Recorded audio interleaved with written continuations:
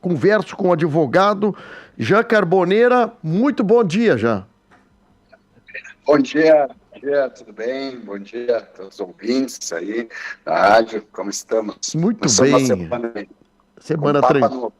semana tranquila para nós agora, né? Tá tudo bem com vocês? Está em Caxias do Sul, Jean?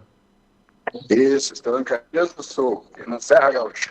Muito bem. O Jean é advogado, participa da empresa Advocacia em Geral, que é a Carboneira, Jean Carboneira Advogados, e ele participa de uma entidade chamada Advogados Sem Fronteira.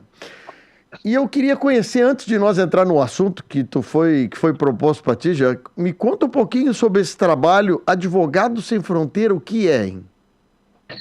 Advogados Sem Fronteiras é uma entidade que é uma organização internacional que atua em casos onde pessoas são ameaçadas, perseguidas em vários lugares do mundo, em que é necessário um apoio internacional de advogados que façam uma pressão maior para resolver o problema em que os advogados locais eles estão impedidos por algum tipo de pressão, algum tipo de problema, de poder maior, em que não podem exercer livremente essa função, tanto advogados quanto juízes, promotores, enfim.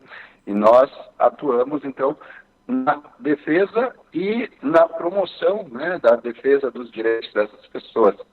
Eu sou presidente do Brasil, sou um dos coordenadores a nível internacional dessa rede de Advogados Sem Fronteiras. Interessante isso. Eu conheço Médicos Sem Fronteira e Advogados Sem Fronteira, não sabia, mas é interessante isso que está dizendo, né? E tem razão nesse assunto, né? Que muitas vezes a questão da atuação de um profissional em determinado lugar, ela se autorrestringe em função de vários problemas, né?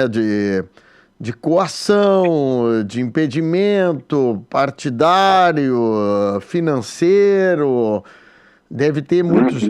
E essa entidade há quantos anos tem, Jean? A Advogados Sem Fronteiras, enquanto organização, ela existe desde 1992, mas no Brasil, e ela atuando enquanto rede, em conjunto, mais de 20 países atuando em conjunto desde 2009, a partir de quando eu terminei de trabalhar com a organização, né, que o Papa Leão XIV, na época apenas Padre Robert, presidia, que ele era o prior geral, onde nós também fizemos um trabalho de construção de redes, de obras sociais e ONG. A gente, em 2009, fui atuar junto com a Advogados Sem Fronteiras, fazendo um trabalho parecido, né, com o que eu fiz com o Papa. E, então, desde 2009, 2010, a gente tem uma atuação forte, tanto no Brasil, quanto em conjunto a nível internacional.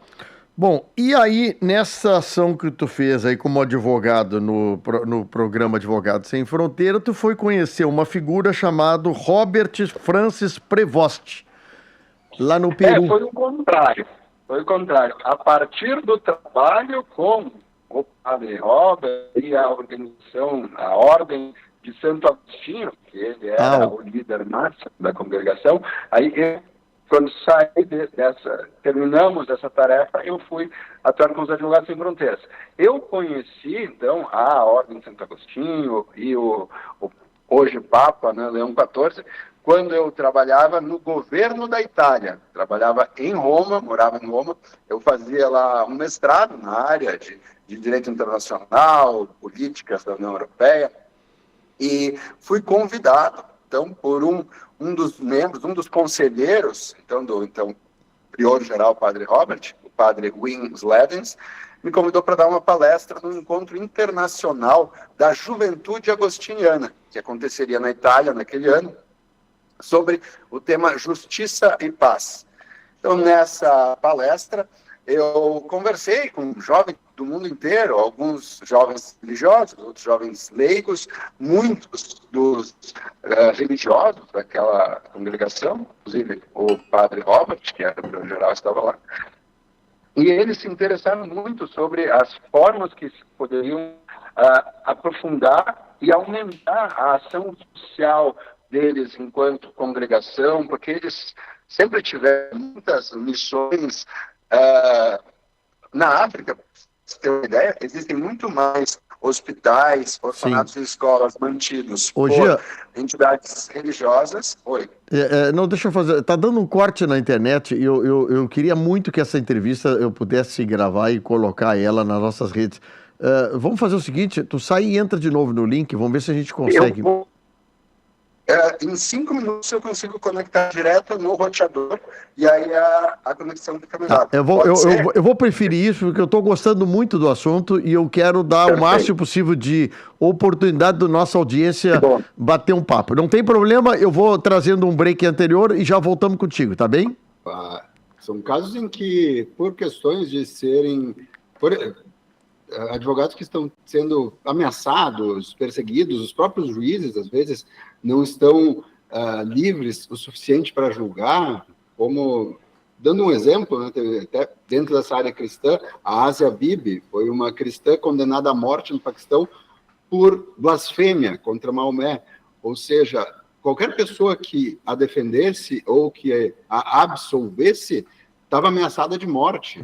Então, precisava ter uma entidade internacional dando suporte, fazendo internacionalmente, né, todo um trabalho de criar um apoio e uma observação internacional, acima de tudo, né, para que as autoridades locais vissem que eles estavam sendo observados, para garantir o quê? Para garantir a imparcialidade e a lisura do julgamento e para garantir que ela estivesse em segurança, porque também ela ficou 9 anos presa para não ser assassinada também. Então, a gente enfrenta casos de grande complexidade, em que apenas o advogado local não consegue resolver sozinho e a gente vai lá e dá todo o suporte. Exatamente. E nesse período de experiência e de aprendizado de você também, você conheceu o atual Papa, o Robert Francis Prevost, que agora é o Leão XIV.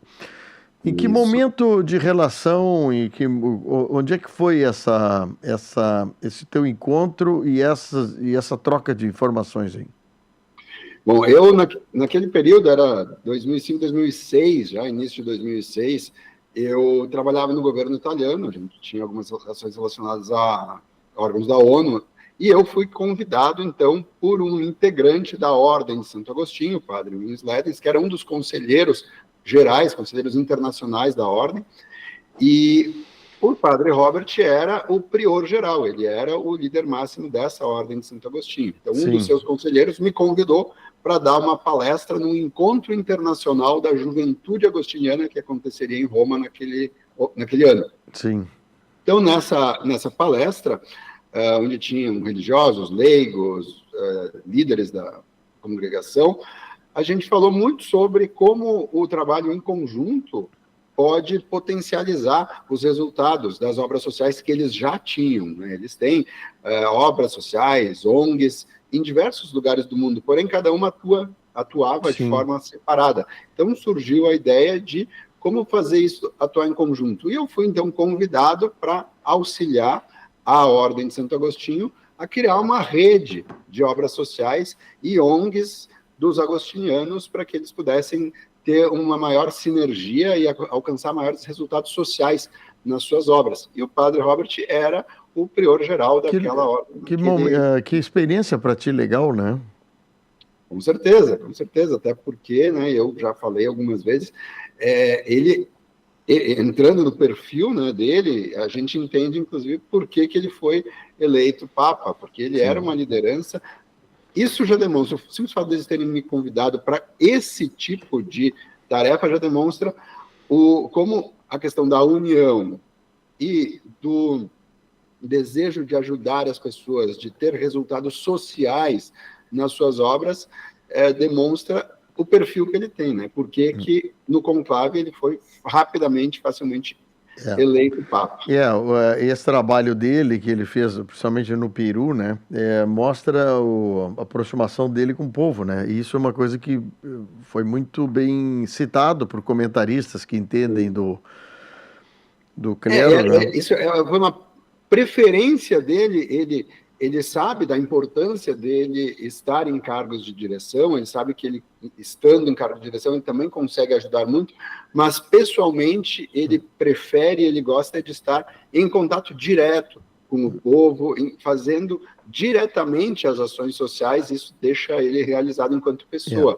E a gente tem esses dois lados dele, né? O lado humano dele gosta de estar junto com as pessoas, mas o lado líder sabe também que ele pode fazer mais, inclusive, sendo o líder de muitas pessoas que fazem isso. Exato. E esse trabalho que tu conheceu ele já em Roma, como é que foi esse desdobramento desse trabalho de você junto ao Santo Agostinho? Tem impactado bastante no mundo todo isso aí? Não, com certeza, né? Para ter uma ideia, no continente africano, mais da metade das escolas, dos orfanatos, dos hospitais, eles são mantidos por congregações religiosas e não pelos governos locais. Então, a vida de muita gente, a educação de muita gente passa pelas congregações religiosas. E a Ordem de Santo Agostinho é uma das maiores, na verdade, é uma das 3 primeiras ordens cristãs. Ela nasce antes mesmo da existência da Igreja Católica. Inclusive, a reforma protestante nasce dentro da Ordem de Santo Agostinho, porque Martinho Lutero era um agostiniano também, que é uma ordem muito... vem de Santo Agostinho, né, que é um dos doutores da igreja, então eles são muito intelectualizados, muito estudiosos, assim como o padre Robert, que é doutor em direito canônico também. Então ele é profundamente conhecedor, ele tem ali não só a parte religiosa, ele tem cultura, né, muito profunda, né, pelo que se entende, e por isso que ele está tendo agora a missão de capitanear a Igreja Católica, que não é fácil, né? O espelho está ali do Papa Francisco, né? O mais recente. Ele tem um perfil em alguns pontos similar, né, parecido com o do Papa Francisco, mas em outros ele tem um perfil bem diferente. E eu vejo que nessa questão, inclusive, de gestão de pessoas e de liderança, isso eu tive várias oportunidades de ver como ele conseguia resolver conflitos de forma maestral. Ele tinha, como a gente estava trabalhando justamente, né, um projeto para colocar diferentes culturas, diferentes pessoas trabalhando em conjunto, dá para imaginar a quantidade de conflitos que surgia a partir daí, porque mesmo sendo religiosos, pessoas que estão ali para fazer o bem, são pessoas, né? E as pessoas têm conflitos de interesses, têm conflitos às vezes de ego também, e eram entidades muito grandes e com muito, vamos dizer assim, poder por ter organizações embaixo deles, escolas, hospitais e tantas outras que tinham milhares de funcionários, então era muito conflito que existia. E ele resolvia de uma forma que precisava pouco, não precisava fazer um monte de reuniões, não precisava... algumas vezes, eu já comentei, ele bastava olhar para a pessoa já entendia o caminho que ela devia seguir. O poder de um olhar, né? Daqui a pouco. Não, e interessante, ele obviamente, dentro e após um conclave como esse, né, às vezes fica rachas, né? Fica fissuras que deverão serem cicatrizadas agora, né? Rapidamente isso para que ele consiga fazer o papado dele ter repercussão mundial, como né? Como é necessário muitas vezes. Mas é interessante essa tua interação com ele, justamente sobre isso, e uma experiência interessante, né? De conhecer um pouquinho como ele lidava com os assuntos antes mesmo de assumir, nem imaginava, né? De assumir essa tão importante missão que ele tem, né, hoje. Não, ninguém imaginava, né? Tanto que ele nem era citado entre os papáveis, né? Entre os principais, porque ele tem justamente esse perfil. Ele nunca foi uma pessoa que quis impor a sua liderança. É uma liderança que ela surge naturalmente. Então, ele não era uma pessoa que era falada, que as pessoas falavam dele. Não, ele, quando tinha que exercer uma tarefa, ele exercia e fazia aquilo com gosto e fazia aquilo muito bem feito, mas sem holofotes, sem que se chamasse a atenção sobre ele, sempre foi muito silencioso, mas muito eficiente. E eu acho que isso foi sentido ali dentro do conclave, né? Muitos já o conheciam porque ele foi chamado em 2023 pelo Papa Francisco para trabalhar justamente na escolha dos bispos do mundo inteiro. Então, o Papa Francisco já reconheceu, né, essa capacidade de liderança dele. E isso, depois do conclave, eu acho que ficou evidente para os que estavam presentes. E aí, a escolha de bispos é uma coisa fundamental, né? Tá, uma parte da base do trabalho feito nas congregações. Eles que coordenam, né, os trabalhos nas dioceses, né, lá nos locais onde a igreja está em contato com o povo. Que legal, Jean. Que coisa boa isso. Um dia que tu tiver a oportunidade de reencontrá-lo, vai ser legal, né? Com certeza, com certeza. Como ele é um Papa que já demonstrou que tem uma preocupação muito grande com a paz, com a mediação de conflitos, e esse é um dos principais trabalhos que a Advogados Sem Fronteiras faz, o qual eu presido, certamente em breve teremos que conversar, teremos trabalhos em conjunto novamente para fazer, o que me deixa extremamente feliz, não apenas por ser um amigo, uma pessoa que eu e o Padre Win, com quem a gente trabalhava diretamente, sempre admiramos, né? Sempre buscamos, sempre foi um exemplo de liderança a ser seguida, mas também para saber justamente da capacidade que ele tem, né? E de conseguir remediar e resolver conflitos de uma forma que, para quem olha de fora, parece muito simples, mas é um dom que ele tem, e vamos trabalhar juntos para que isso reflita em melhorias para toda a sociedade mundial. Né? Exatamente. A gente precisa de lideranças como essa, né? E temos que trazer a paz aí. Todo mundo que trabalhar pela paz, sendo padre, sendo bispo, sendo papa, sendo pastor de qualquer igreja, a paz tem que vir aí, porque é brabo.